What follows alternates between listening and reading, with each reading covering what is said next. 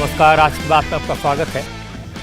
आज मैं आपको देश की जनता के मूड पर, सियासी मिजाज पर सबसे बड़ा सर्वे दिखाऊंगा। अगर आज चुनाव हो जाएं तो कौन जीतेगा, अगर आज चुनाव हो जाएं तो लोकसभा की तस्वीर कैसी होगी, किसको कितनी सीटें मिलेंगी, ये सर्वे से अंदाजा लगेगा। एक बार फिर नरेंद्र मोदी की जीत होगी या विरोधी दलों की मुराद पूरी होगी। नरेंद्र मोदी का बढ़ता ग्राफ कहां तक पहुंचेगा, राहुल गांधी, ममता बनर्जी, के चंद्रशेखर राव जैसे बड़े बड़े दिग्गजों की लोकप्रियता का बैरोमीटर मोदी के मुकाबले कहां तक पहुंच पाएगा, ये सारी बातें इस सर्वे से सामने आएंगी। क्या लोग महंगाई और बेरोजगारी को लेकर सरकार से नाराज हैं, या फिर गरीबों को राशन, मकान, पानी और बिजली मिलने से लोग मोदी के साथ खड़े हैं। नूपुर शर्मा पर बने केस और सर तन से जुदा जैसे नारों का लोगों के दिलो दिमाग पर क्या असर पड़ा है, ऐसे सारे सवालों पर इंडिया टीवी ने देश की नब्ज जानने की कोशिश की और जनता का मूड क्या है ये जानने के लिए एक बड़ा डिटेल्ड सर्वे करवाया। जनता की राय क्या है, अलग अलग राज्यों के लोग सरकार के बारे में क्या सोचते हैं, नरेंद्र मोदी के प्रति लोगों का यकीन क्या पहले जितना ही है या लोगों का भरोसा मोदी के ऊपर और पुख्ता हो गया है, ऐसे तमाम सवालों के जवाब आज आपको मिलेंगे। इंडिया टीवी के सर्वे के कुछ खास अंश में आपको दिखाऊंगा, जैसे अग्निवीर योजना को लेकर देश के लोग क्या सोचते हैं, देश की सुरक्षा के सवाल पर, भारत की आर्थिक स्थिति के मुद्दे पर, सीमाओं की सुरक्षा के सवाल पर, नरेंद्र मोदी की नीतियों पर लोग भरोसा कर रहे हैं या नहीं कर रहे। और जैसा मैंने कहा, अगर आज चुनाव हो जाएं तो कितने लोग नरेंद्र मोदी का साथ देंगे, राहुल गांधी का नंबर कहां आएगा, आज इसकी क्लियर पिक्चर मैं आपको दिखाऊंगा। तो इससे पहले मैं आपको इस सर्वे के नतीजे बताऊं, रिजल्ट बताऊं, प्रधानमंत्री पद के लिए सबसे लोकप्रिय लीडर कौन है उसका नाम बताऊं, उससे पहले आपको यह बताना जरूरी है कि इंडिया टीवी, मेट्राई और सर्वे ने 11 जुलाई से 24 जुलाई के बीच यह सारी एक्सरसाइज की। हमने 34,000 लोगों से राय ली, जिनमें करीब 20,000 पुरुष और 14,000 महिलाएं हैं। 11 जुलाई से 24 जुलाई के बीच सर्वे कराने का मतलब यह हुआ कि हमने उन सारे मुद्दों पर लोगों की राय जानने की कोशिश की जो आजकल चर्चा में है। फिर चाहे वो महंगाई की बात हो, खाने पीने की चीजों में जीएसटी लगाए जाने का सवाल हो, नूपुर शर्मा के बयान के बाद सर तन से जुदा करने की जो मुहिम चल रही है उसका मसला हो, फिर अग्निवीर स्कीम का सवाल हो, हर मुद्दे पर लोगों की राय जानने की कोशिश की, डिटेल्ड क्वेश्चनर तैयार किया और इस डेटा को सारे एक्सपर्ट से मिलकर फिल्टर किया, उसको एनालाइज किया। इसके बाद जो नतीजे सामने आए वो आज मैं आपके साथ शेयर करूंगा। सर्वे के नतीजे, उनके फिगर्स को आप बिल्कुल आसान तरीके से समझ सकें, इसके लिए इंडिया टीवी की ग्राफिक्स टीम ने काफी मेहनत की है। एक एक फिगर बिल्कुल क्लियर है और इन ग्राफिक्स के जरिए सर्वे के नतीजे को आप तक पहुंचाने के लिए मेरे साथ सौरभ शर्मा मौजूद हैं और सौरभ शर्मा की मदद से हम इनको बेहतर तरीके से समझ पाएंगे। सौरभ। शुक्रिया रजत जी। और जब इस सर्वे के नतीजे हमने देखे तो वाकई काफी कुछ हैरान करने वाला था। पिछले कुछ दिनों और महीनों में जिस तरह की सियासी हलचल रही, रिलीजियस डिवाइड दिख रहा है, उसके बाद देश में इस तरह की चर्चा थी कि इन इश्यूज से किस पार्टी को फायदा होगा और किसे नुकसान होगा, किस मुद्दे का कितना असर होगा, इन मुद्दों पर जनता क्या सोचती है, और ये तमाम नेताओं को भी देखना चाहिए। सौरभ, वाकई में जो पूरा माहौल है इसमें बहुत गर्म है। पार्लियामेंट से लेकर और सड़क तक विपक्ष सरकार को घेरने की कोशिश में लगा हुआ है, और जब विरोधी दलों के नेताओं की बात सुनते हैं तो उनको लगता है कि जैसे महंगाई, बेरोजगारी ऐसे इश्यूज हैं जिनको लेकर जनता नरेंद्र मोदी से नाराज है। बीजेपी के नेताओं से बात करें तो वो दावा करते हैं कि सरकार ने, नरेंद्र मोदी ने गरीबों के लिए इतने काम किए हैं कि जनता पूरी तरह से मोदी के साथ खड़ी है। तो इस मामले में हमारा सर्वे क्या कहता है, अगर आज की तारीख में चुनाव होते हैं, नतीजे क्या होंगे, कौन सी पार्टी कितने पानी में है, तो सौरभ के पास सारा डेटा है। तो सौरभ, मेरा सवाल आपसे ही है, और सवाल यह है कि आपका डेटा, आपका सर्वे क्या कहता है, अगर आज चुनाव हो जाएं तो किसको कितनी सीटें मिलेंगी? जी बिल्कुल रजत जी, ये चौंकाने वाला आंकड़ा है जो अब मैं दर्शकों के सामने रखने जा रहा हूं कि ओवरऑल जो पिक्चर निकल के आ रही है इस सर्वे के बाद, वो ये है कि अगर आज लोकसभा के चुनाव होते हैं तो एनडीए को 362 सीटें मिल सकती हैं। 362 सीटें एनडीए जीत सकता है। राहुल गांधी को यानी कि यूपीए को अगर आप कह लें तो कुल मिलाकर के 97 सीटें मिल सकती हैं आज के हालात में, अगर आज लोकसभा के चुनाव पर वोट डालने के लिए जनता से कहा जाता है तो 362 एनडीए यानी नरेंद्र मोदी और राहुल गांधी यानी यूपीए को 97 और अन्य को 84 सीटें मिलती हुई दिखाई देती हैं। तो इसको अगर आप देखेंगे तो ये इसकी तुलना अगर आप 2019 के नतीजों के साथ करते हैं तो और ज्यादा तस्वीर साफ हो जाती है। तो वो तुलना भी एक बार हम लोग कर लेते हैं। 2019 में क्या हाल था, तो एनडीए की जो स्थिति थी 2019 में 348 थी, आज वो बढ़कर 362 होती हुई दिखाई दे रही है। तो सीधा सीधा आप देख सकते हैं कि 14 सीटों का इजाफा है ये एनडीए में। और आपको बता दें कि अगर बीजेपी की अकेले बात करें तो बीजेपी अपने दम पर 303 सीटें जीती थी 2019 में और आज की परिस्थिति में वो 326 सीटें जीत सकती है। तो 23 सीटें तो बीजेपी अपने दम पर एक्स्ट्रा जीतने की पोजीशन में है आज। और यह है भरोसा जो आज की हालात में तमाम विषयों के बावजूद लोग नरेंद्र मोदी पर जता रहे हैं। सौरभ, हालांकि सर्वे है, लेकिन सर्वे का नंबर अगर 2024 के लोकसभा चुनाव में तब्दील होता है तो ये मुझे लगता है बहुत बड़ी बात होगी। अगर ऐसा हुआ तो नरेंद्र मोदी एक नया इतिहास रच देंगे। जवाहरलाल नेहरू के अलावा अभी तक कोई नेता न तो लगातार 3 बार प्रधानमंत्री इलेक्ट हुआ है और न लगातार 3 बार अपनी पार्टी को चुनाव जिता पाया है। तो जनता की राय के हिसाब से तो 2024 में नरेंद्र मोदी आजाद भारत के सबसे बड़े, सबसे ताकतवर, सबसे पॉपुलर नेता बनकर उभरेंगे। तो सर्वे में जैसा सौरभ ने बताया, अगर इस वक्त चुनाव हो जाए तो मोदी की अगुवाई में एनडीए को 362 सीटें मिलेंगी। और इसमें बड़ी बात यह कि आमतौर पर 5 साल सरकार चलाने के बाद लोकप्रियता थोड़ी कम होती है, लेकिन मोदी के मामले में उल्टा हो रहा है। नरेंद्र मोदी की लोकप्रियता बढ़ती जा रही है, यह सर्वे रिफ्लेक्ट करता है। पार्टी की सीटें बढ़ रही हैं, यह सर्वे बताता है। और लोगों में मोदी के प्रति यकीन बढ़ रहा है, यह ओपिनियन पोल बताता है।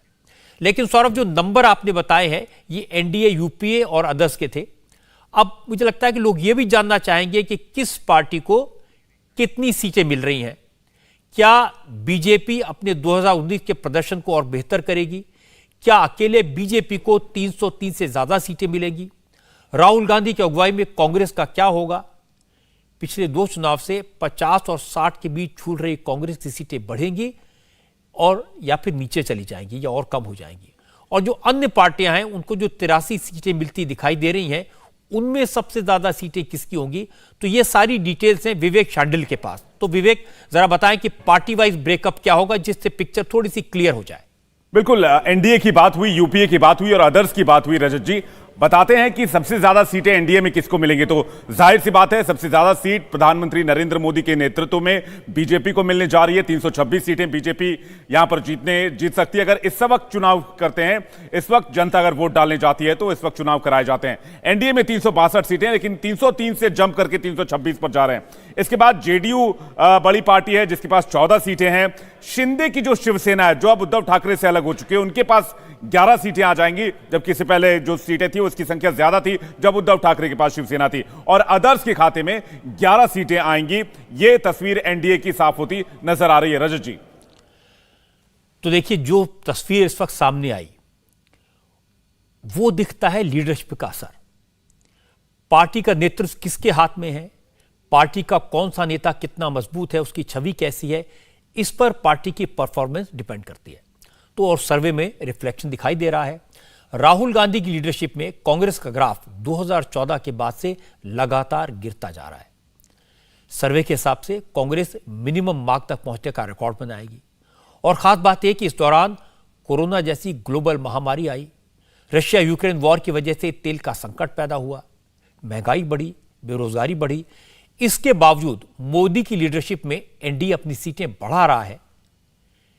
मोदी की बढ़ती लोकप्रियता को लेकर राज्यसभा में सदन के नेता और कॉमर्स मिनिस्टर पीयूष गोयल ने कहा कि ग्लोबल लेवल पर इतने क्राइसिस आने के बावजूद प्रधानमंत्री मोदी ने जिस तरह से हालात को संभाला, कोरोना के दौरान गरीबों को जिस तरह से अन्न पहुंचाया, उसकी वजह से मोदी ने देश की जनता के दिल को छुआ है। और यही वजह है कि एनडीए सरकार पहले से ज्यादा मजबूत हुई है।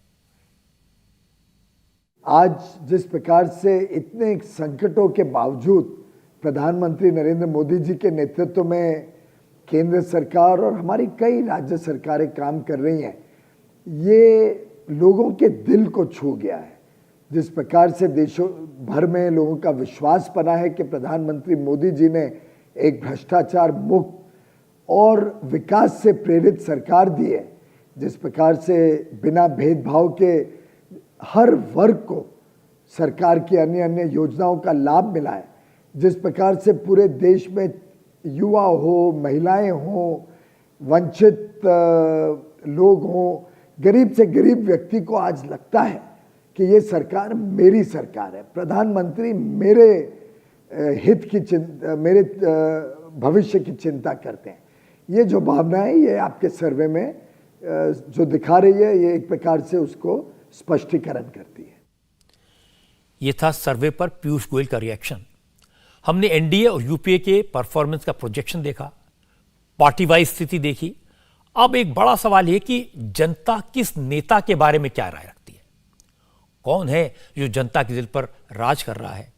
राहुल गांधी बार बार कहते हैं कि वही है जो मोदी से लड़ सकते हैं। ममता बनर्जी दावा करती हैं कि जैसे बंगाल में बीजेपी को हराया, वैसे ही देश में मोदी को हराने का मादा सिर्फ वही रखती हैं। अब अरविंद केजरीवाल भी दावेदार बन गए हैं। तो नेताओं को लेकर जनता की क्या राय है, इस वक्त पॉपुलैरिटी के चार्ट में कौन सा नेता किस नंबर पर है, इसकी डिटेल्स भी हैं विवेक शांडिल के पास। विवेक। बिल्कुल रजत जी, दावेदार तो कई हैं, लेकिन हकीकत क्या कहती है, सर्वे की रिपोर्ट में क्या खुलासा हुआ है, इस पर नजर डालते हैं। जल्दी से ग्राफिक्स लेकर आइए। देखिए, नरेंद्र मोदी जो कि देश के प्रधानमंत्री और इनकी लोकप्रियता कैसे बढ़ रही है, यह सर्वे बता रहा है। 48% लोग चाहते हैं प्रधानमंत्री नरेंद्र मोदी दोबारा कुर्सी पर आए अगर अभी चुनाव होते हैं तो, यानी कि 48% लोगों की पहली पसंद है प्रधानमंत्री नरेंद्र मोदी। उनके सामने उन्हें कोई मुकाबले में नहीं दिखता है। दूसरे नंबर पर राहुल गांधी की बात करें तो बहुत दूर दूर तक नहीं है, वो 11% पर आ जाते हैं। 11% पर राहुल गांधी हैं। महज 11% लोग चाहते हैं कि राहुल गांधी प्रधानमंत्री बने, उन्हें वो प्रधानमंत्री के तौर पर देखना चाहते हैं। इसके अलावा आपने बातचीत की ममता बनर्जी की।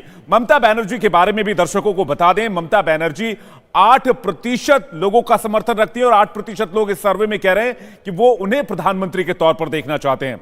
इसके अलावा अरविंद केजरीवाल की भी आपने बातचीत की, सोनिया गांधी की बातचीत की। सोनिया गांधी की रिपोर्ट की भी हम बात कर लें। सोनिया गांधी को 7% लोग प्रधानमंत्री पद पर देखना चाहते हैं, प्रधानमंत्री के तौर पर देखना चाहते हैं। मायावती को 6% लोग प्रधानमंत्री पद पर देखना चाहते हैं। अरविंद केजरीवाल की बात करें, शरद पवार की बात करें, 6% लोग शरद पवार को प्रधानमंत्री पद पर देखना चाहते हैं, एज ए पीएम देखना चाहते हैं। तो ये आंकड़ा बता रहा है कि पीएम के आसपास कोई नहीं है। अरविंद केजरीवाल के 5% लोग उनके समर्थन में और कह रहे हैं कि उनको प्रधानमंत्री बनना चाहिए। उसके बाद आते हैं नीतीश कुमार, 4% लोग कह रहे हैं कि उनको पीएम बनना चाहिए। और चंद्रशेखर राव के समर्थन में 3% लोग हैं और वो कह रहे हैं कि उन्हें पीएम बनना चाहिए। बात प्रियंका गांधी की भी बहुत होती है। बहुत सारे लोग कहते हैं कि प्रियंका गांधी पीएम बनने के योग्य हैं, काबिल हैं। उनके समर्थन में 2% लोग, इस सर्वे में रिपोर्ट निकलकर सामने आई है, 2% लोग चाहते हैं कि वो पीएम बने। और ये ओवरऑल टैली दर्शकों के सामने है, जिसमें सबसे ऊपर प्रधानमंत्री नरेंद्र मोदी 48% के साथ। रजत जी। अब विवेक देखिए, नरेंद्र मोदी के सामने कोई नहीं है दूर दूर तक। जो राजनीति के विशेषज्ञ हैं वो बात करते हैं एंटी इनकम्बेंसी की। और एक जमाना था, यह मान लिया जाता था कि कुछ साल सरकार चलाने के बाद किसी भी नेता की लोकप्रियता स्वाभाविक तौर पर कम हो जाती है, जनता की अपेक्षाएं बढ़ती हैं, जनता की बहुत सारी उम्मीदें पूरे नहीं हो पाती हैं और नाराज होकर लोग विकल्प की तलाश करने लगते हैं। लेकिन जो सर्वे दिखा रहा है वो बिल्कुल अलग बात है। 8 साल सरकार चलाने के बाद मोदी ने इस धारणा को गलत साबित कर दिया। एंटी इनकम्बेंसी की बजाय मोदी के फेवर में प्रो इनकम्बेंसी दिखाई दे रही है। और हम जो दिखा रहे हैं ये तो सर्वे है, ओपिनियन पोल है। इस वक्त जनता का मूड है जिसमें 48% लोग, यानी आधा भारत, मोदी को प्रधानमंत्री के तौर पर पसंद करता है। अब यह समझने की कोशिश करते हैं कि इस वक्त देश की जनता किस नेता को मोदी के चैलेंजर के तौर पर देखती है। इस वक्त मोदी के सामने खड़े किस नेता को कितने % लोग पसंद कर रहे हैं, इसकी डिटेल्स सौरभ शर्मा के पास हैं। सौरभ। जी रजत जी, अब आपको बताएंगे हम कि आखिर विरोधी खेमे के अंदर किसकी कितनी पॉपुलैरिटी है, राहुल गांधी कहां पर खड़े होते हैं, उनके अलावा और कौन से लीडर्स हैं। देखिए 23% लोग मानते हैं कि नरेंद्र मोदी को कोई चुनौती दे सकते हैं तो वो राहुल गांधी हैं। 23% लोग उनको नरेंद्र मोदी का सबसे बड़ा प्रतिद्वंदी मानते हैं। अरविंद केजरीवाल, जिनकी अब दिल्ली और पंजाब में सरकार है, 19% लोगों को लगता है कि मोदी को चुनौती अरविंद केजरीवाल ही दे सकते हैं और कोई नहीं दे सकता। तीसरे नंबर पर आती है ममता बनर्जी। इनका रंग का ग्राफ राहुल गांधी केजरीवाल से भी नीचे। 11% लोगों को लगता है कि ममता बनर्जी जो अग्रेसिव पोस्चर रखती हैं हर बार हर वक्त, वो नरेंद्र मोदी को चैलेंज कर सकती हैं आने वाले लोकसभा चुनाव के अंदर। तो ये हमने 3 बड़े नेताओं की बात बताई। नीतीश कुमार हालांकि अभी मोदी के साथ हैं, फिर भी उनको लगता है कुछ लोगों को, 8% लोगों को, कि वो एक चैलेंजर के तौर पर उभर सकते हैं। सोनिया गांधी जो कांग्रेस पार्टी की प्रेसिडेंट हैं, राहुल गांधी की मां, वो केवल 8% लोगों की नजर में ये काबिलियत रखती हैं कि वो नरेंद्र मोदी को चुनौती दे सकें। एमके स्टालिन, 6% लोग केवल उनको मानते हैं कि वो चैलेंजर हो सकते हैं। उनके अलावा बात करें हम शरद पवार की, 5% लोगों को लगता है कि शरद पवार एक ऐसा खेमा बना सकते हैं, उसको लीड कर सकते हैं कि वो नरेंद्र मोदी के खिलाफ एक्सेप्टेबल हो जाएं सबको। ऐसे ही केसीआर जो हैं, जो आजकल बहुत वोकल है नरेंद्र मोदी के खिलाफ, 4% लोगों को लगता है कि उनकी लीडरशिप में ऐसा कुछ बनाया जा सकता है, कुनबा, जो नरेंद्र मोदी को चुनौती दे। और प्रियंका गांधी पर यह भरोसा केवल 4% लोगों को है। और नवीन पटनायक, जो कि ऐसा कभी कोई मुखरता से बात कहते नहीं, 2% लोग चाहते हैं कि वो ऐसे खेमे का नेतृत्व करें जो नरेंद्र मोदी के सामने बने। तो सर, आपने सारे के सारे नेताओं को इसमें शामिल करके देख लिया और ये दिखता है कि कोई कहीं दूर दूर तक इस स्थिति में नहीं है कि वाकई में चैलेंजर बन सके। लेकिन चूंकि विरोधी दल के यही नेता हैं, तो राहुल गांधी का नाम तो एक्सपेक्टेड था। एंटी मोदी कैंप के वोटर अब भी राहुल गांधी को अपना सबसे बड़ा नेता मानते हैं और वो कांग्रेस पार्टी के नेता हैं। कांग्रेस आज भी एक पुरानी और एक बड़ी पार्टी है जिसका पूरे देश में कहीं ना कहीं असर है, और सब स्पेशली साउथ इंडिया में तो है ही है। लेकिन दूसरे नंबर पर अरविंद केजरीवाल का नाम, अरविंद केजरीवाल का इस नंबर पर नाम आना थोड़ा सा हैरान करता है। केजरीवाल की पार्टी का इस वक्त लोकसभा में एक भी एमपी नहीं है। 2019 में सिर्फ भगवंत मान जीते थे पंजाब की संगरूर लोकसभा सीट से, लेकिन भगवंत मान के पंजाब का मुख्यमंत्री बनने के बाद संगरूर में बाई इलेक्शन हुआ, आम आदमी पार्टी हार गई। अब जिस पार्टी का लोकसभा में एक भी सांसद नहीं है, उसे देश के 19% लोग मोदी के चैलेंजर के तौर पर देखते हैं। ये थोड़ा आश्चर्य तो होगा। ममता बनर्जी, शरद पवार, एमके स्टालिन, ये सब अपने अपने रीजन्स के बड़े लीडर हैं, इसीलिए ये थोड़े पीछे हैं। सर्वे के 2 फैक्ट्स एक साथ रखकर देखने चाहिए। पहला फैक्ट ये कि राहुल गांधी प्रधानमंत्री मोदी के सबसे बड़े चैलेंजर के रूप में दिखाई दे रहे हैं। लेकिन दूसरा फैक्ट यह भी है कि राहुल गांधी की अगुवाई में कांग्रेस अपना अब तक का सबसे बुरा प्रदर्शन करने वाली है। अगर इस वक्त चुनाव हो तो कांग्रेस को सिर्फ 39 सीटें मिलती दिखाई दे रही हैं। यानी कांग्रेस के इतने सांसद भी नहीं आएंगे कि कांग्रेस को नेता विपक्ष का पद मिल सके। तो मतलब साफ है, भारत की सियासत में इस वक्त मोदी की टक्कर का कोई नेता नहीं है। मोदी निर्विवाद रूप से अपनी पार्टी में, पूरे देश में सबसे पॉपुलर लीडर है। बीजेपी के नेताओं का कहना है कि एनडीए सरकार की सबका साथ, सबका विकास की नीतियों की वजह से ही नरेंद्र मोदी की लोकप्रियता बढ़ती जा रही है। रेलवे मिनिस्टर अश्विनी वैष्णव ने इंडिया टीवी से कहा कि कुछ दिन पहले वो सहारनपुर में कुछ मुस्लिम परिवारों से मिले थे जिन्हें मोदी और योगी सरकार की योजनाओं का लाभ मिला है। इन लोगों ने खुद कहा कि बीजेपी की सरकार धर्म और राजनीति के नाम पर भेदभाव नहीं करती, सबको साथ लेकर चलती है। कोविड जैसी बड़ी महामारी, बहुत बड़ा एक पैंडेमिक, ग्लोबल पैंडेमिक, उसके बावजूद प्रधानमंत्री जी ने जिस तरह से भारत की इकोनॉमी को नेविगेट किया, वो एक बहुत बड़ी इम्पॉर्टेंट बात है जो हमें समझने की ज़रूरत है। दुनिया के बड़े बड़े देश जो कि कोविड के चपेट में आने के बाद में अपनी इकोनॉमी को अपने हाथ से खो बैठे, उनके यहाँ इन्फ्लेशन रेट जहाँ 1.5-2% होती थी, वहाँ पे आज 9% इन्फ्लेशन रेट है। और जिस तरह से एक फाइनेंशियल इंस्टेबिलिटी आ चुकी है, अभी तो ग्लोबल रिसेशन की बात हो रही है, वहाँ पे भारत एक सुदृढ़ इकोनॉमिक पावर की तरह उभर रहा है। ये बहुत एक समझने की बात है कि किस तरह से प्रधानमंत्री जी ने पूरी इकोनॉमी को कोविड के समय मैनेज किया। इसको पूरी तरह से एक फोकस्ड वे में, एक सस्टेन्ड वे में ग्रोथ के पाथ पे लाए, इन्फ्लेशन को कंट्रोल में रखा और साथ ही साथ पूरा इकोनॉमिक थिंकिंग लेके आए, किस तरह से हमारे गरीब कल्याण के फोकस पे, किस तरह से हमारे उन वंचितों पे, उन वर्गों पे जो कि समाज के अंतिम छोर पे, उन सब वर्गों की तरफ इकोनॉमी को शिफ्ट किया। ये एक बहुत बड़ी उपलब्धि है जिसको लोग स्वीकार करते हैं। अभी हाल ही में सहारनपुर में था, जिन वर्गों को मिला घर, उनको पूछा कि भाई आपको इतने वर्षों तक किसी ने वोट बैंक की तरह मान के रखा और अब आपको प्रधानमंत्री श्री नरेंद्र मोदी जी ने घर दिया, तो क्या भेदभाव किया धर्म के नाम पे? तो लोग स्पष्ट तौर पे बोले कोई भेदभाव नहीं है। किसी जाति के नाम पे भेदभाव किया? स्पष्ट तौर पे बोले कि प्रधानमंत्री जी तो साफ कहते हैं कि सबका साथ सबका विकास। तो जब ये भावना है और इस तरह का एक बहुत ही संजीदा, बहुत ही एक सोचा समझा इकोनॉमिक मैनेजमेंट है, तो जरूर लोगों का भरोसा बढ़ेगा ही बढ़ेगा ना। जब लोकप्रियता की बात होती है तो मोदी देश के नंबर 1 नेता हैं, इसके लिए वैसे तो किसी सर्वे की जरूरत नहीं है। ममता बनर्जी हों, शरद पवार हों, के चंद्रशेखर राव हों, देवेगौड़ा, तमाम नेता सार्वजनिक मंचों से कई बार कह चुके हैं कि मोदी का मुकाबला कोई अकेला नहीं कर सकता। मोदी से अगर लड़ना है तो सबको मिलकर लड़ना होगा। विरोधी भी मान चुके हैं कि मोदी सबसे बड़े, सबसे ताकतवर और सबसे लोकप्रिय नेता हैं। सर्वे तो सिर्फ इस बात पर मोहर लगाता है, इसे कंफर्म करता है।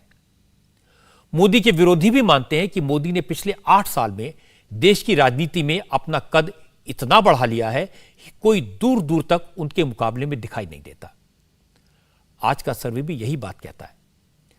मुझे लगता है इसका सबसे बड़ा कारण है मोदी की मेहनत।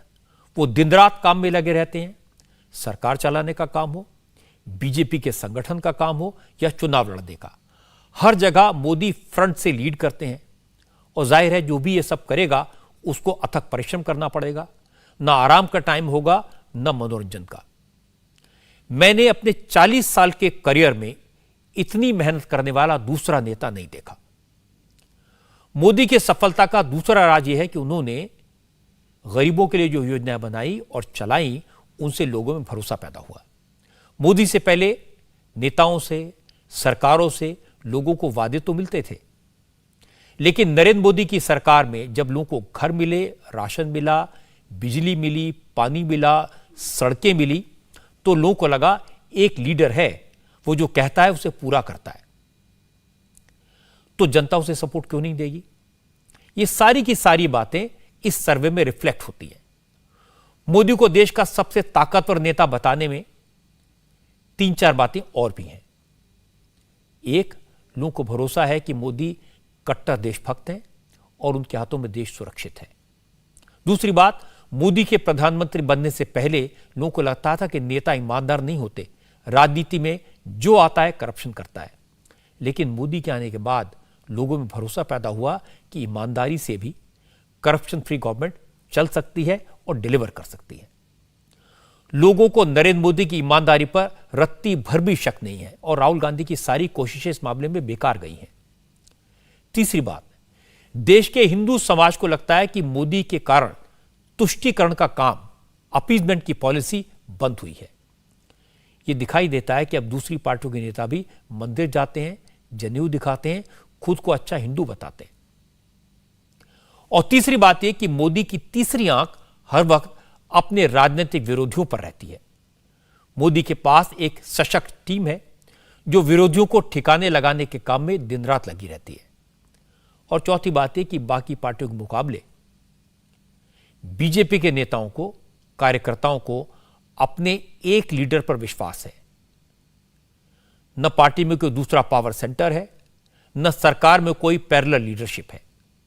बीजेपी के कार्यकर्ता और नेता मानते हैं कि मोदी ही उन्हें जिता सकते हैं और मोदी ही सरकार चला सकते हैं। सर्वे में जो दिखाई देता है वो इस सारी बातों का रिफ्लेक्शन है। हमने सर्वे जो किया उसमें लोगों से यह भी पूछा, अगर आज चुनाव हुए तो किन मुद्दों पर वोट करेंगे? मोदी की लोकप्रियता एक जगह है, लेकिन सवाल क्या होगा? विपक्ष कहता है कि इस वक्त देश में महंगाई, बेरोजगारी चरम पर है, लोगों को ना खाने को मिल रहा है, ना उनके पास नौकरी है, लोग परेशान हैं।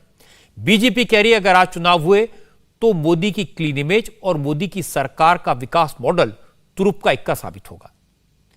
तो हमने सीधे सीधे जनता से पूछा, अगर आज चुनाव होते हैं तो वोट डालते समय किस बात को ध्यान में रखेंगे? इस सवाल के क्या जवाब मिले, ये जानने के लिए एक बार फिर से विवेक शांडिल्य के पास चलते हैं। विवेक। बिल्कुल रजत जी, हमने देश के लोगों से सवाल पूछा, मेट्राइज सर्वे इंडिया टीवी ने पूछा कि मुद्दे कौन से होंगे। सबसे बड़ा मुद्दा, सबसे पहला मुद्दा यह है प्रधानमंत्री का चेहरा। देश की जनता यह चाहती है कि देश का नेतृत्व एक मजबूत और सशक्त हाथों में रहे, इसलिए सबसे बड़ा मुद्दा देशवासियों के लिए यह है कि प्रधानमंत्री का एक जो चेहरा है वो मजबूत होना चाहिए और नेतृत्व बहुत सक्षम होना चाहिए। दूसरा जो मुद्दा था वो मोदी का विकास मॉडल, जिस तरह की बातें आप लगातार अभी बता भी रहे हैं और जो बात आप लगातार दर्शकों को समझा रहे हैं कि जिस तरह के काम किए गए हैं, मोदी का जो विकास मॉडल है और जिस विकास की बात मोदी सरकार करती है उस पर भरोसा है। तीसरा जो मुद्दा है वो महंगाई का है, जो विपक्ष जिसकी बात करता है। 17% जो है लोग वो महंगाई के मुद्दे पर वोट करेंगे, ये बात सामने आई है। 15% लोग रोजगार के मुद्दे पर वोट करेंगे, यानी कि महंगाई और रोजगार मुद्दा है चुनाव में। और सांसद की छवि जो है ये एक बड़ा मुद्दा है, हालांकि 6% लोग इसके साथ हैं, लेकिन फिर भी ये एक मुद्दा चुनाव में है, अगर अभी चुनाव किए जाते हैं तो। ठीक आपने विवेक, जो सर्वे बता रहा है वो घूम फिर के बाद नरेंद्र मोदी पर आ जाती है। मोदी अभी भी बीजेपी के ट्रम्प कार्ड है, लेकिन इसके साथ साथ ये बात सही है कि महंगाई और बेरोजगारी भी मुद्दा तो है। और पिछले दिनों में जिस तरह से खाने पीने की चीज़ों पर जीएसटी लगाई गई, उसे विरोधी दलों ने बड़ा मुद्दा बनाया। अग्निवीर के मुद्दे पर क्या हुआ था ये हम सब ने देखा है, किस तरह से रेलवे स्टेशन जलाए गए, बड़ा आंदोलन बन गया था। इसलिए रोजगार एक मेजर इशू है, लेकिन इसे लेकर बीजेपी की दलील यह है कि कोरोना और रशिया यूक्रेन वॉर से पूरी दुनिया में तेल और दूसरी चीज़ों के दाम बढ़े हैं और जनता इस बात को समझ रही है। जहां तक रोजगार की बात है तो रोजगार का मतलब बीजेपी के लोग कहते हैं सिर्फ सरकारी नौकरी नहीं होती। मोदी सरकार ने बड़े पैमाने पर इंफ्रास्ट्रक्चर प्रोजेक्ट्स पर निवेश किया है। स्टार्टअप इंडिया में जिस तरह से जंप आया है, उससे प्राइवेट सेक्टर में बड़े पैमाने पर एम्प्लॉयमेंट जनरेशन हुआ है। ये बेरोजगारी की बात कोई आज से उठा रहे हैं क्या? ये तो हमेशा उठाते हैं। महंगाई की बात कोई आज से उठा रहे हैं क्या? लेकिन देश ये समझता है कि आज यूक्रेन के युद्ध के कारण अगर दुनिया के ऊपर दबाव है, अगर तेल की कीमतों के कारण भारत में तेल होता नहीं है, तो तेल की राजनीति क्या अमेरिका क्या इंग्लैंड सबको परेशान कर रही है। इंग्लैंड को भी सब्सिडी देना पड़ रहा है, तो नरेंद्र मोदी ने देश को संभाला कैसे? इस बात को समझिए। जनता कठिनाई को समझती है और यह भी जानती है कि इसमें आगे का रास्ता कौन दिखाएगा। हमने कभी नहीं कहा कि सबको सरकारी नौकरी मिलेगी, लेकिन मुझे यह बताइए कि अगर देश में नेशनल हाईवे इतनी बड़ी संख्या में पहुंचे हैं तो उसको बनाने में लोगों को रोजगार के अवसर मिले हैं कि नहीं? आज देश में आईटी का इतना विस्तार हुआ है, बीपीओ का विस्तार हुआ है, स्टार्टअप का विस्तार हुआ है, तो उसमें नौकरी मिली है कि नहीं मिली है? अगर देश में 14 के 2 मोबाइल फैक्ट्री आज बढ़कर 270 हो गए, भारत दुनिया का सेकेंड बिगेस्ट मोबाइल मैन्युफैक्चरर हो गया, आज प्रोडक्शन लिंक इंसेंटिव से लाखों लोगों को नौकरी मिल रही है, तो ये नौकरी मिली है कि नहीं मिली है? इलेक्ट्रॉनिक मैन्युफैक्चरिंग में लगभग 6 लाख लोगों को डायरेक्ट नौकरी और बाकी को इनडायरेक्ट नौकरी मिली है। मैंने बाकी बात की, हर गांव में बिजली पहुंची है, तो बिजली पहुंचाने में लोगों को नौकरी के अवसर मिले हैं कि नहीं मिले हैं? भारत का डिफेंस प्रोडक्शन पब्लिक और प्राइवेट दोनों में मेक इन इंडिया में आगे बढ़ रहा है, जो बाहर भी एक्सपोर्ट हो रहे हैं, तो ये नौकरी मिली है कि नहीं मिली है? रविशंकर प्रसाद बड़े इफेक्टिव तरीके से अपनी बात कह रहे थे, लेकिन विरोधी दलों को लगता है कि महंगाई और सेना की भर्ती में प्रक्रिया बदलाव के 2 बड़े मुद्दे हैं जो सीधे सीधे नौजवानों को असर करते हैं और ये बीजेपी को नुकसान करेंगे। आज भी पार्लियामेंट में कांग्रेस के एमपी गौरव गोगोई ने अग्निवीर स्कीम पर चर्चा के लिए एडजर्नमेंट मोशन दिया था। विपक्ष रोज इस मुद्दे पर हंगामा करता है। सुप्रीम कोर्ट में इसके खिलाफ पिटीशन फाइल की गई है, लेकिन मैं देखा है कि अग्निवीर योजना में भर्ती के लिए जितनी बड़ी तादाद में नौजवान लड़की लड़कियां सामने आ रहे हैं, जिस तरह की लाइनें दिखाई देती हैं, वो अपने आप में इस योजना के लिए नौजवानों का अप्रूवल है। लेकिन ये सही है, इस इशू को लेकर अभी लोग वेट एंड वॉच की स्थिति में हैं और यही बात सर्वे में सामने आई है। जहां तक महंगाई का मुद्दा है तो इसमें कोई दो राय नहीं कि महंगाई बढ़ी है, लेकिन मुझे लगता है कि लोगों का मोदी पर यकीन है। लोग इस बात को समझ रहे हैं कि दुनिया भर के बड़े बड़े देशों की इकोनॉमी धाराशायी हो रही है। अमेरिका में भी महंगाई की दर 40 साल के रिकॉर्ड लेवल पर पहुंच गई है और इसकी तुलना में भारत में महंगाई दर काबू में है। बीजेपी इस बात को लोगों को समझाने में कामयाब रही है और यही बात सर्वे में दिखाई दी।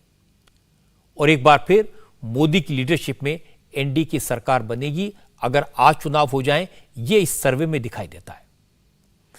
लेकिन राज्यों में क्या होगा, यह सवाल भी बना हुआ है। उत्तर प्रदेश सबसे बड़ा प्रदेश है। उत्तर प्रदेश की तस्वीर क्या है, वहां की जनता क्या कहती है, उत्तर प्रदेश के बारे में जानना इसलिए जरूरी है कि यहां से न सिर्फ सबसे ज्यादा यानी 80 मेंबर ऑफ पार्लियामेंट चुने जाते हैं, बल्कि उत्तर प्रदेश पर चर्चा इसलिए भी जरूरी है कि इस वक्त देश में जिन दो नेताओं की चर्चा सबसे ज्यादा होती है उनमें से एक नरेंद्र मोदी और दूसरे योगी आदित्यनाथ। लोग मांग करते हैं कि लॉ एंड ऑर्डर के मामले में यूपी जैसा मॉडल चाहिए। चीफ मिनिस्टर भी अब योगी का हवाला देने लगे हैं। कल ही की बात है कि कर्नाटक के मुख्यमंत्री ने कहा अगर योगी का मॉडल अपनाना पड़े तो हिचकेंगे नहीं। यूपी वो राज्य है जो देश की सियासी हवा का रुख तय करता है। जो उत्तर प्रदेश के बारे में जनता की क्या राय है, इस सवाल का जवाब सौरभ के पास है। सौरभ। रजत जी, उत्तर प्रदेश के बारे में आपको बताएं, जो सर्वे में हमारे निकल करके आया है तो विरोधियों को इस बार वाकई में दिल तोड़ने वाली खबर का सामना करना पड़ेगा। 2019 में बीजेपी को 50% वोट मिले थे, आज 52% वोट मिल सकते हैं अगर आज चुनाव हो जाए तो आप समझिए कि ग्राफ जो है वो बीजेपी का लगातार आगे बढ़ रहा है। इसके अलावा अगर आप बात करें समाजवादी पार्टी की तो 2019 में वोट शेयर अखिलेश यादव का 18% था, वो बढ़कर 21% हो सकता है, लेकिन गैप बहुत ज्यादा है अभी भी बीजेपी और अखिलेश यादव की पार्टी के बीच में। बात करें अगर हम बसपा की तो इनका वोट शेयर, मायावती का वोट शेयर गिरता हुआ दिखाई देता है। 2019 में 19% वोट मिले थे, आज 12% वोट मिलने के आसार हैं आज के हालात में, आज के दिन। और इसके अलावा अगर कांग्रेस पार्टी की बात कर लें तो कांग्रेस पार्टी को पिछली बार 6% वोट मिले थे 2019 में और इस बार भी 6% के करीब ही वोट मिलते हुए दिखाई देते हैं। विवेक आपको बताएंगे कि सीटें, ये वोट शेयर जो है वो सीटों में कैसे रिफ्लेक्ट करता है।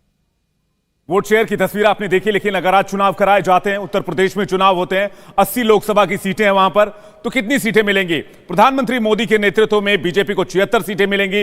यह अब तक का रिकॉर्ड होगा अगर ऐसी जीत हासिल होती है, अगर अभी चुनाव कराए जाते हैं तो, जो सर्वे बता रहा है। इसके अलावा बाकी पार्टियों की क्या तस्वीर है, यह भी आपको बताए थे जल्दी से। अखिलेश यादव जो कि सबसे बड़ी पार्टी, विरोधियों में कहे जाते हैं विपक्षी पार्टी, लेकिन वो महज 2 सीटों पर सिमट कर रह जाएंगे अगर अभी चुनाव कराए जाते हैं तो। मायावती की बात करें तो, इससे पहले राहुल गांधी की बात करें तो वो भी महज कांग्रेस 2 सीटों पर सिमट कर रह जाएगी। मायावती की अगर बात करें तो उनके पास उनका खाता खुलना मुश्किल हो जाएगा। और टोटल टैली अगर आप देखें तो 76 सीटों के साथ बीजेपी सबसे बड़ी पार्टी, और पिछले चुनाव 2019 के चुनाव के मुकाबले एक बड़ा मार्जिन दिखेगा बीजेपी के लिए। सौरभ। जी बिल्कुल, और ये रिकॉर्ड होगा अगर 76 तक भारतीय जनता पार्टी पहुंच सकती है तो।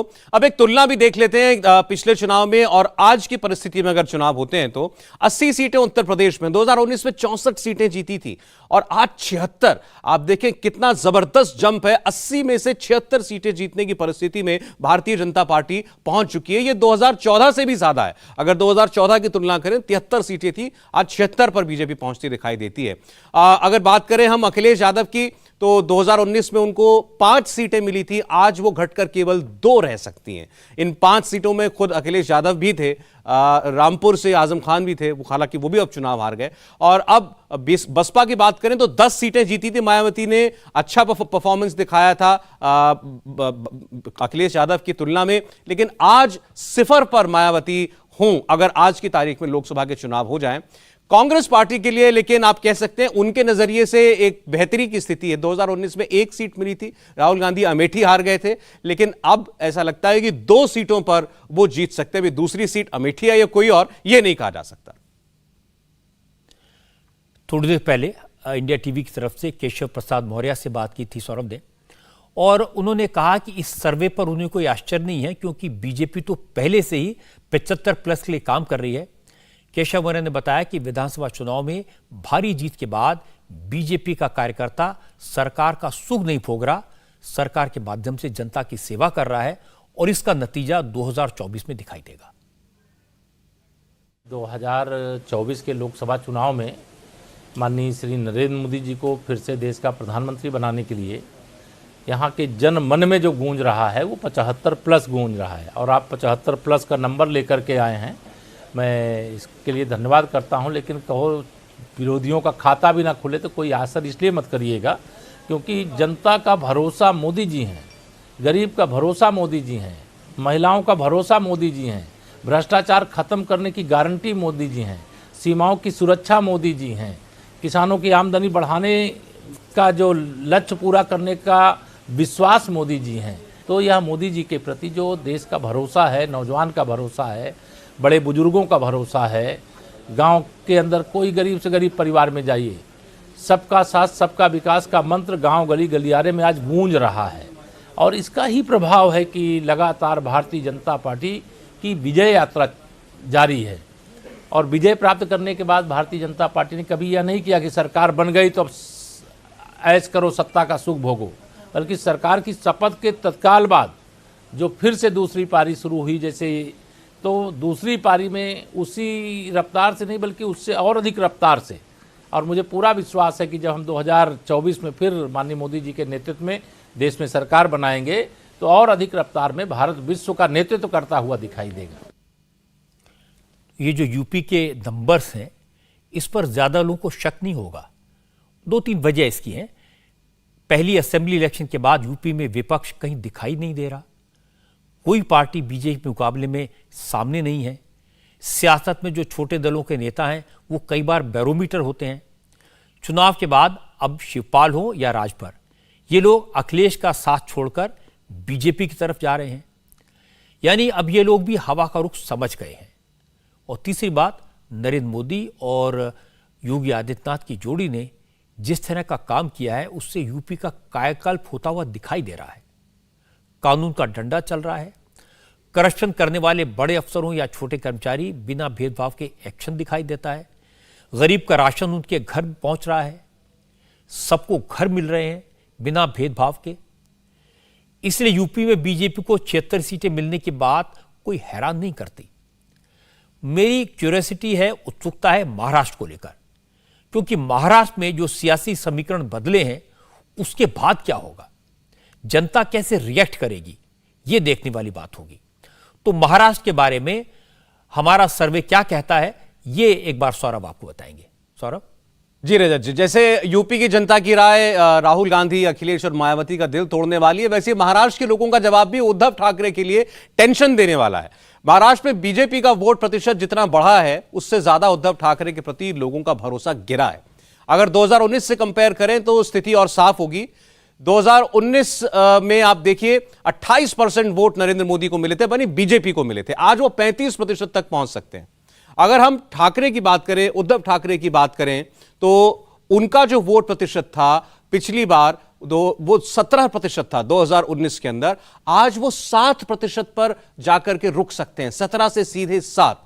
और अब चूंकि शिवसेना बटी हुई है इसलिए शिंदे के साथ जितने लोग गए हैं उस आधार पर अगर हम आंकलन करते हैं एकनाथ शिंदे के साथ, तो उनको 2019 में माने कि आज जो नेता उनके साथ हैं तो 7% वोट शेयर जो है वो मिलता हुआ दिखाई देता। लेकिन आज की परिस्थिति में वो 16% का वोट शेयर हासिल कर सकते हैं अगर आज लोकसभा चुनाव हो और एकनाथ शिंदे अपने उम्मीदवार उतारते हैं। तो शरद पवार की बात करें, उनकी पार्टी को, एनसीपी को 16% 2019 में मिले थे, उनको थोड़ा फायदा होता हुआ दिख रहा है, 17% वोट उनकी पार्टी को मिल सकता है। कांग्रेस पार्टी की बात करें महाराष्ट्र में तो 16% से गिरकर जो 2019 का उनका फिगर है 12% पर आ सकती है कांग्रेस पार्टी। सौरभ, सर्वे ये रिफ्लेक्ट करता है कि उद्धव ठाकरे के प्रति लोगों का भरोसा कम हुआ है, लेकिन बड़ा सवाल है कि क्या लोग शिव सैनिक के तौर पर एकनाथ शिंदे को अपना लीडर स्वीकार करेंगे? क्या एकनाथ शिंदे शिवसेना के सबसे बड़े नेता के रूप में शिव सैनिकों को मंजूर होंगे? इस वक्त उद्धव ठाकरे और एकनाथ शिंदे दोनों शिवसेना पर दावा जता रहे हैं। विधायक और सांसद एकनाथ शिंदे के साथ हैं, सरकार शिंदे की है। उद्धव ठाकरे सिर्फ बाला साहब ठाकरे के नाम के भरोसे चल रहे हैं। इसलिए बड़ा सवाल यह है कि शिव सैनिक किसके साथ जाएंगे। चीफ मिनिस्टर एकनाथ शिंदे बहुत ही सावधानी से, बहुत चतुराई से एक एक कदम उठा रहे हैं। वो दावा कर रहे हैं कि उनकी सरकार बाला साहब के बताए रास्ते पर और आदर्शों पर चल रही है। वो बाला साहब ठाकरे का सपना पूरा कर रहे हैं, इसलिए शिव सैनिक उनके साथ हैं। आज एकनाथ शिंदे ने पहली बार खुलकर बात की। उन्होंने इंडिया टीवी से बात करते हुए साफ साफ कहा कि वो किसी की लाइन को छोटा नहीं करेंगे, अपनी बड़ी लाइन खींचेंगे। हम दो लोग हैं काम कर रहे, मैं और डिप्टी सीएम, तो लोगों की पसंद अगर इतनी है तो जब हमारी मंत्रिमंडल हो जाएगी पूरी, तो पूरी फौज पूरी ताकत के साथ लोगों की सेवा में जुटेंगे और लोग भी आशीर्वाद देंगे। जो लोग कहते हैं सरकार, हमारे सरकार के बारे में, उनको ख्वाब में रहने दो, उनको सपने देखने दो, और वो तो विपक्ष का काम ही है। जैसे वो डरे हुए क्योंकि उनके भी विधायक जो है वो ना टूटे, विधायक दूसरी पार्टी में ना जाए, ऐसी कोशिश के लिए वो बोलते होंगे, वो उनका काम है, बोलेंगे, लेकिन हम हमारा काम करेंगे। डिप्टी सीएम जो है देवेंद्र जी जो है फडणवीस सर है, उन्होंने भी पिछले 5 साल में मुख्यमंत्री के रूप में उन्होंने भी अच्छा कार्य किया। अभी हम लोग दोनों मिलकर काफ़ी मेहनत कर रहे हैं और लोगों को जो चाहिए वो देने की कोशिश हम लोग करेंगे। हम विकास की भूमिका ली हुई है, हम शिवसेना प्रमुख जी की भूमिका लेके आगे बढ़ रहे हैं और यही लोगों की भूमिका है, लोगों को भी पसंद है, ताकि ये हमारा सरकार जो है ये सभी वर्गों के लिए काम कर रही है। मैं किसी के ऊपर क्रिटिसाइज नहीं करूँगा या किसी को नीचे दिखाने का मेरा स्वभाव नहीं है, लेकिन हम काम करके हमारी रेखा को बढ़ाएंगे, आगे बढ़ाएंगे, रेखा को लंबा करेंगे। हम किसी की रेखा को पोंछने का काम हम लोग नहीं करते, ये मेरा स्वभाव नहीं है। एकनाथ शिंदे की बातें सुनकर मुझे उनमें और उद्धव ठाकरे में एक बड़ा फर्क साफ साफ दिखाई दिया।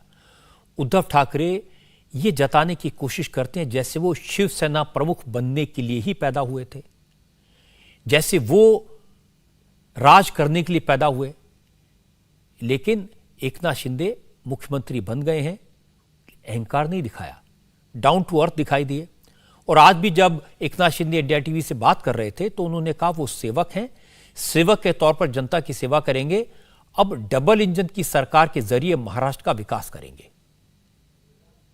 जैसे प्रधानमंत्री जी खुद को देश का प्रधान सेवक कहते हैं, वैसे हम लोग भी इस राज्य के जनता के सेवक हैं। हमारे दिमाग में कभी भी ऐसा नहीं कि हम मुख्यमंत्री हैं, और ऐसे कभी भी हमारे मन में ऐसी बात नहीं आएगी, क्योंकि हम सेवक के रूप में जनता की सेवा करेंगे। और इसीलिए हम लोग ने कम समय में कई बड़े फैसले लिए हुए हैं। प्रधानमंत्री जी ने भी कहा है कि इस राज्य के विकास के लिए कुछ भी कमी नहीं होने देंगे, ये भी बड़ी बात है, उन्होंने हमें आश्वस्त किया है। इसलिए बड़ी ताकत, जो डबल ताकत लग चुकी है इस राज्य की और केंद्र की ताकत एक हो जाए तो इस राज्य के बड़े बड़े प्रोजेक्ट जो है आसानी से हम लोग आगे बढ़ा सकते हैं, जिससे लाखों करोड़ों लोगों को फायदा हो जाएगा। ओपिनियन पोल में हमने देखा कि देश में मोदी का जादू कैसे चल रहा है। 2 बड़े राज्य हैं यूपी और महाराष्ट्र, वहां इस वक्त बीजेपी और ज्यादा मजबूत हो चुकी है। अब मध्य प्रदेश, जहां पर कांग्रेस हमेशा बीजेपी को चैलेंज करती है, बीजेपी और कांग्रेस का यहां सीधा मुकाबला होता है। पिछले विधानसभा चुनाव में कांग्रेस ने बीजेपी को कड़ी टक्कर दी थी। हालांकि लोकसभा चुनाव में नतीजे पूरी तरह से बीजेपी के फेवर में हो गए। कुछ दिन पहले जो नगर निगम के चुनाव हुए उसमें कांग्रेस ने मध्य प्रदेश में कई सीटों पर वापसी की। इसी वजह से कांग्रेस के नेता दावा करते हैं कि मध्य प्रदेश में अब बीजेपी के बुरे दिन की शुरुआत हो चुकी है। लेकिन क्या वाकई में ऐसा है? हमारा सर्वे क्या कहता है, यह जानने के लिए सौरभ शर्मा के पास चलते हैं। जी रजत जी, मध्य प्रदेश में हम पहले वोट शेयर की बात करते हैं तो यहां बड़ा इंटरेस्टिंग मामला है। बीजेपी का वोट शेयर घटा है और कांग्रेस का वोट शेयर जो है वो बढ़ता हुआ दिखाई दे रहा है। 2019 के लोकसभा इलेक्शन से तुलना करें तो 2019 में मध्य प्रदेश में 59% वोट मिला था, और आज की परिस्थिति में अगर चुनाव होते तो 56% वोट जो है वो बीजेपी को मिलता हुआ दिखाई देता है। कांग्रेस के साथ अगर देखें तो परिस्थिति जो है वो उल्टी दिखाई देती है। 2019 में 35% वोट मिला था लोकसभा चुनाव में, आज अगर चुनाव होते हैं तो ये वोट 37% बढ़ सकता है। लेकिन सीटों की जब बात आती है तो यहां आकर आपको आश्चर्य होगा कि कोई अंतर नहीं है, यानी वोट शेयर से कोई फर्क पड़ता हुआ दिखाई नहीं दे रहा। 2019 में बीजेपी को 28 सीटें मिली थी 29 में से। आज चुनाव होता है तो आज भी 28 सीटें ही मिलेंगी। और कांग्रेस पार्टी को पिछली बार भी सिर्फ एक सीट मिली थी टोटल 29 सीटों में से, और आज की परिस्थिति में कुछ नहीं बदला। आज भी सिर्फ एक सीट जीतने की अवस्था में कांग्रेस पार्टी है मध्य प्रदेश के अंदर। तो हमारे सर्वे में बीजेपी को 28 सीटें मिलती दिखाई दे रही हैं, लेकिन मध्य प्रदेश के मुख्यमंत्री शिवराज सिंह चौहान इतने कॉन्फिडेंट हैं कि वो कह रहे हैं कि राज्य में 29 में से 29 सीटें मिलेंगी। 28 नहीं, 29 जीतेंगे। पिछली बार हम 29 में से 28 जीते थे। अभी अभी आप चुनाव के परिणाम देख लें। अभी जिला पंचायतों के चुनाव हुए, एक तरफा भारतीय जनता पार्टी जीती, जनपदों में जीती, गांव की सरकार 22,000 से ज्यादा पंचायतों में चुनाव हुए, 20,000 से ज्यादा बीजेपी जीत गई। तो मेरा दावा है 28 नहीं 29 सीटें ही भारतीय जनता पार्टी 24 के लोकसभा चुनाव में जीतेगी। 2024 में लोकसभा चुनाव के नतीजे क्या होंगे उसे लेकर जो सर्वे है ये तो एक अनुमान है, अंदाजा है। लेकिन लोकसभा के चुनाव होने से पहले मध्य प्रदेश में 2023 में विधानसभा के चुनाव होने और विधानसभा चुनाव के नतीजे कैसे हो सकते हैं, इसका एक इशारा आज जिला पंचायत चुनाव के नतीजों से मिला। यहां पर बीजेपी पावर में है। बीजेपी ने राज्य की 51 जिला पंचायतों में से 41 में जीत हासिल की है। कांग्रेस को सिर्फ 10 जिलों में जीत मिली। भोपाल में जिला पंचायत के अध्यक्ष के चुनाव के ठीक पहले कांग्रेस के कुछ जिला पंचायत सदस्यों ने पाला बदल लिया, वो बीजेपी के साथ चले गए। इसे लेकर आज भोपाल में जबरदस्त हंगामा हुआ। हालात इतने बिगड़ गए कि मध्य प्रदेश सरकार के मंत्री भूपेंद्र सिंह और पूर्व मुख्यमंत्री दिग्विजय सिंह के बीच धक्का मुक्की हो गई। दिग्विजय सिंह ने एक असिस्टेंट कमिश्नर ऑफ पुलिस का कॉलर पकड़ लिया। कांग्रेस ने आरोप लगाया कि बीजेपी ने सरकारी ताकत के बल पर उसके कुछ जिला पंचायत सदस्यों को बंधक बना लिया है। कांग्रेस के सदस्यों का पाला बदलने की खबर मिलने के बाद दिग्विजय सिंह, सुरेश पचौरी, कांग्रेस के विधायक पीसी शर्मा, एमएलए आरिफ मसूद सैकड़ों कार्यकर्ताओं के साथ जिला पंचायत कार्यालय पहुंच गए, हंगामा करने लगे। और इसी दौरान बीजेपी के नेता कुछ पंचायत सदस्यों को लेकर वहां पहुंचे, जिसके बाद कांग्रेस और बीजेपी के नेताओं के बीच धक्का मुक्की होने लगी। पुलिस ने कांग्रेस के नेताओं को रोका, दिग्विजय सिंह ने कॉलर पकड़ लिया। और इसी दौरान मध्य प्रदेश सरकार के एक और मंत्री विश्वास सारंग वहां पहुंच गए। दोनों पक्षों में जमकर नोकझोंक हुई, नारेबाजी हुई।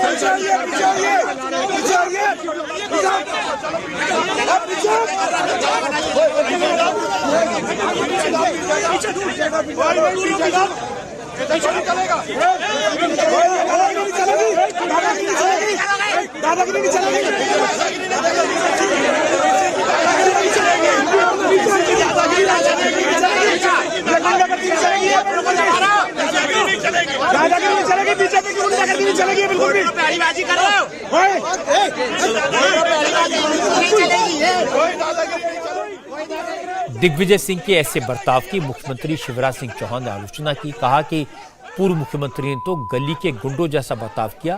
कांग्रेस बार बार हार से बौखला गई है। उनकी बौखलाहट ये बताती है कि अब वो अस्तित्व के लिए परेशान है। और इसलिए मैंने आश्चर्यचकित रह गया कि पूर्व मुख्यमंत्री कलेक्ट्रेट के गेट को खड़े होकर हिला रहे हैं। हाँ, दिग्विजय सिंह जी, वोटर ना निकल जाए, वोटर मत जाने दो, हल्ला करो, चिल्लाओ। अरे लोकतंत्र में भाई हार हो या जीत हो, शालीनता से स्वीकार करनी पड़ती है। लेकिन पता नहीं किस मानसिकता में पहुंच गए हैं कांग्रेस के मित्र। महीने की सरकार चलाई थी कमलनाथ जी ने, इस बार दिखे नहीं, क्या असर नहीं पड़ा क्या उनकी बातों को? ऐसा वो देख लेते हैं कि होने क्या वाला है। मुझे पता नहीं आज वो कहाँ हैं, कम से कम यहाँ तो कहीं दिखाई नहीं दिए। जहाँ हार रहे होते हैं वहाँ दिग्विजय जी को आगे कर देते हैं। शिवराज सिंह चौहान के बारे में हमेशा कहता हूं कि वो मुख्यमंत्री रहने के साथ साथ पार्टी के कार्यकर्ताओं से अलग नहीं होते, घूमते रहते हैं, लोगों से मिलते रहते हैं। इतने साल मुख्यमंत्री रहने के बाद भी उनके व्यवहार में अहंकार दिखाई नहीं देता। इसलिए पंचायत हो, विधानसभा हो, लोकसभा हो, जब जब चुनाव होते हैं तो शिवराज सिंह का असर दिखाई देता है। शिवराज सिंह की सफलता की एक और वजह यह भी है कि मध्य प्रदेश में कांग्रेस कई हिस्सों में बटी हुई है और बड़े बड़े नेता एक दूसरे को गिराने में लगे रहते हैं। मध्य प्रदेश के साथ साथ राजस्थान में भी चुनाव होने वाले हैं। पिछले लोकसभा चुनाव में राजस्थान में बीजेपी ने क्लीन स्वीप किया था। इस वक्त राजस्थान में अशोक गहलोत की सरकार है। गहलोत काफी जोर शोर से मोदी सरकार के खिलाफ मोर्चा खोले हुए हैं, प्रधानमंत्री के खिलाफ तीखी बयानबाजी करते हैं। क्या इसका असर राजस्थान की जनता के मन पर होगा? राजस्थान की जनता क्या कहती है, यह जानने के लिए एक बार फिर से चलते हैं सौरभ शर्मा के पास।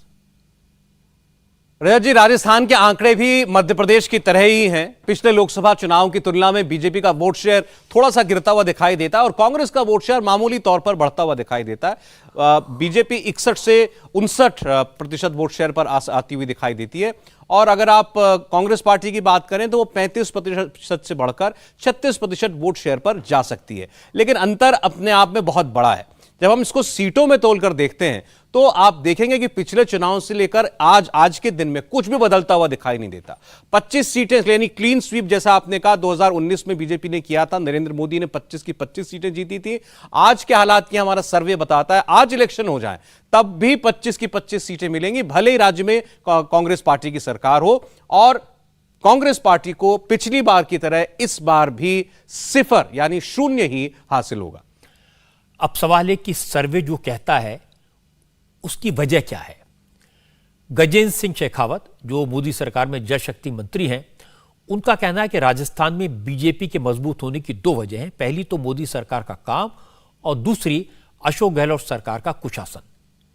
शेखावत ने इंडिया टीवी से कहा कि गहलोत सरकार में तुष्टीकरण चरम सीमा पर है, अपराधी बेखौफ हैं और चुनाव में जनता कांग्रेस को इसीलिए सबक सिखाएगी। वर्तमान कांग्रेस सरकार, अशोक गहलोत सरकार से लोग जिस तरह से क्षुब्ध हैं, जिन अपेक्षाओं आकांक्षाओं के साथ में इस सरकार को बनाया था, उन सारे विषयों पर अपने साथ में धोखा हुआ है, ऐसा लोग कल्पना करते हैं, ऐसा लोग विचार रखते हैं। राजस्थान में जिस तरह से लॉ एंड ऑर्डर की सिचुएशन खराब हुई है, राजस्थान जो वीर और वीरांगनाओं का प्रदेश था, राजस्थान जो त्याग, बलिदान और संस्कृति की धरती थी, संस्कार की धरती थी, राजस्थान जो महिलाओं के सम्मान की धरती के रूप में विश्व भर में पहचाना जाता था, उस राजस्थान को महिलाओं के प्रति अपराध के राजधानी बना करके वर्तमान सरकार ने छोड़ा है। वर्तमान में जिस तरह से राजस्थान में विकास की सभी योजनाएं बेपटरी हुई हैं और उसके साथ साथ में राजस्थान में जिस तरह से तुष्टीकरण का नंगा नाच हो रहा है, इसके चलते राजस्थान की जनता क्षुब्ध है।